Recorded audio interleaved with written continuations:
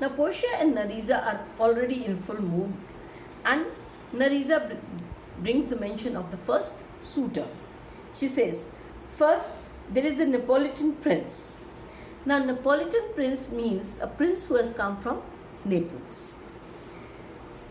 Portia is a very naughty girl, and she says, "Ah, that's a colt indeed, for he doeth nothing but talk about of his horse, and he makes it a great appropriation to his own good parts that he can shoe him himself." Now she says, "Oh, that colt. Now what is a colt? A young horse." She says he's just like a young horse, who's an untrained horse.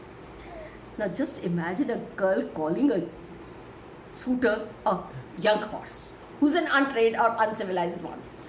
So she's not talking about a man, she's comparing him to a young folly or a young horse which is untrained. And she says he's as good as an untrained horse. He does nothing but just talk about the horses and horses and horses. And he feels that it is a great quality of him that he can nail the shoe of a horse by himself. Now just imagine a shoemaker who can nail a shoe to a horse. Is it a quality of a prince? No way. But he considers it a quality. So that first suitor is rejected. She compares him to a horse.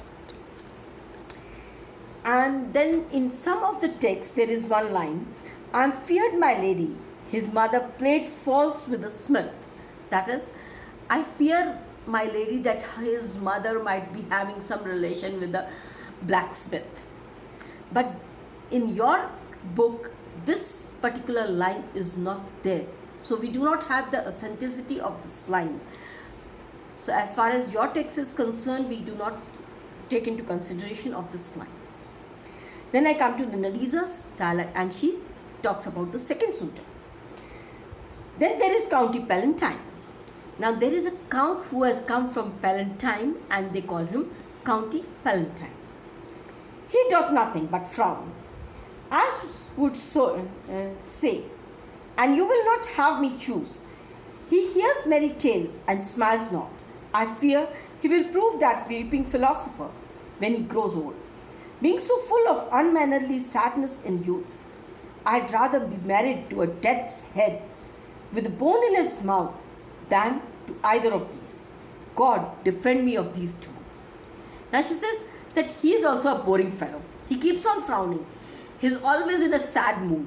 He never laughs.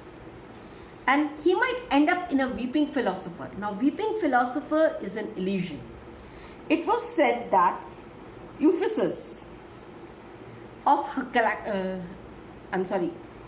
Heraclitus of Ephesus was a person who was a philosopher who was very sad about all the wrongdoings which are happening in the world, and he kept on crying, and he went on the mountain and he became a philosopher. He kept on weeping. He said that maybe because of my weeping, the wrongdoings which are happening in the world will stop.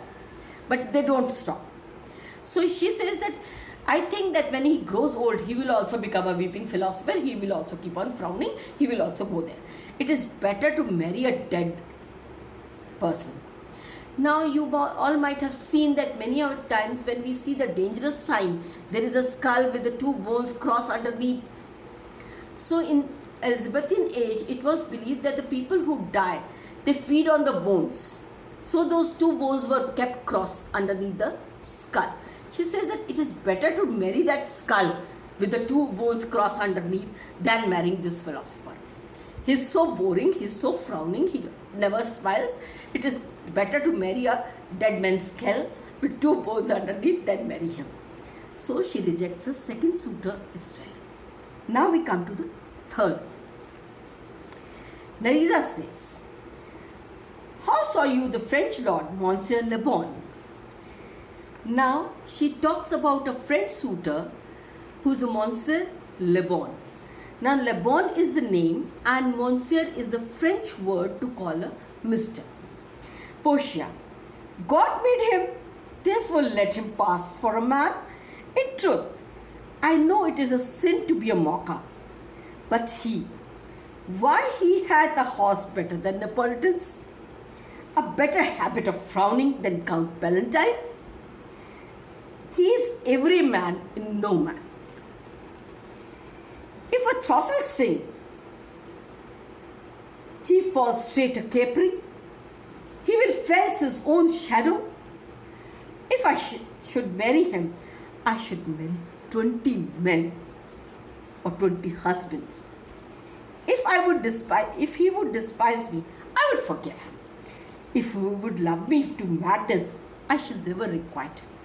Now just see the height of a person can make a fun of anybody else.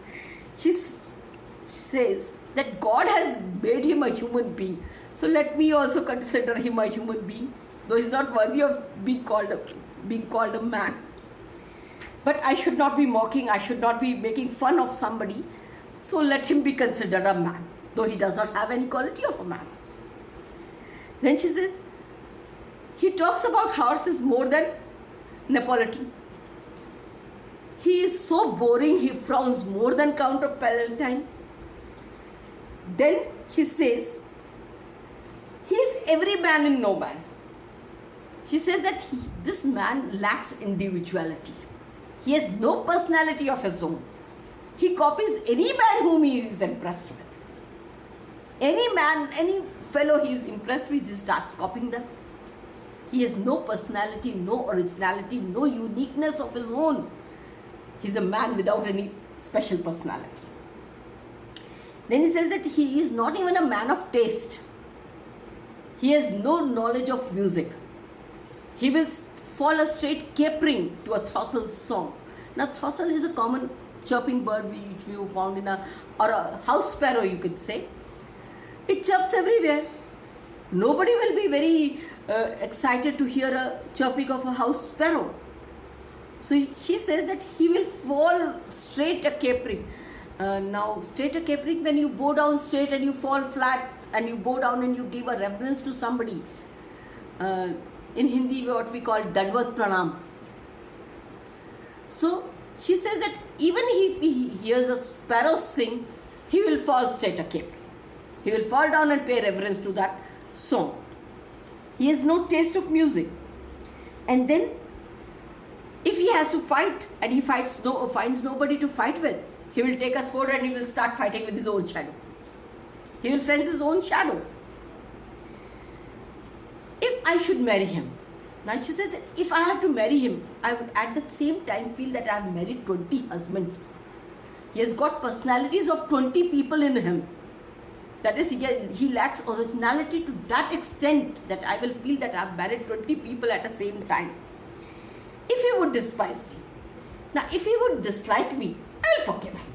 It's very good that he dislikes me. She'll be relieved. So she says, if he dislikes me, despises me, I'll forgive him.